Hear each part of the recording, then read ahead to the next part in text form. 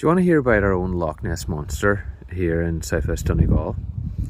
Well, thank you just so much. Like to Cnoc sin hall, Balban a verteration, ach gúil an Cnoc sin to Cnoc eile, der vanium Cnoc na Péiste. Cnoc na Péiste, it's a very interesting name. It means the hill of the serpent or the hill of the monster. Half of the hill is in the parish of Péiste, and the other half is in the parish of Ardra. Ach fada hen jarta gro Péiste and Salah a bhí huas a wara Cnoc sin.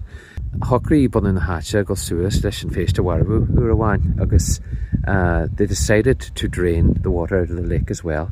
So they went up and they drained the lake ach ní roin Féiste le feiceáil. There was no monster to be seen. Ach go an lá nniu vertar Cnoc na Péiste an Cnoc sin. And even I would be talking to a farmer who died since he would tell me I was up at the Péiste, he was up farming, and perhaps maybe not knowing the meaning of it. I got the story in a book called History and Antiquities of Killybegs by Charles Cunningham, so great knowledge. And there's one little twist to the story that I want to add.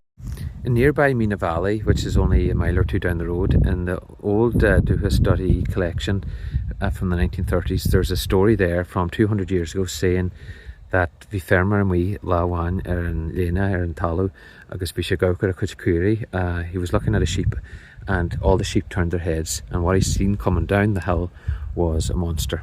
And the layman and Féiste is law in Mina Valley, and he followed the trail of the monster up to another lake, Lorgatana Dircha, agus Visha dan Warl grow and Féiste ag tastal o Loch o Law.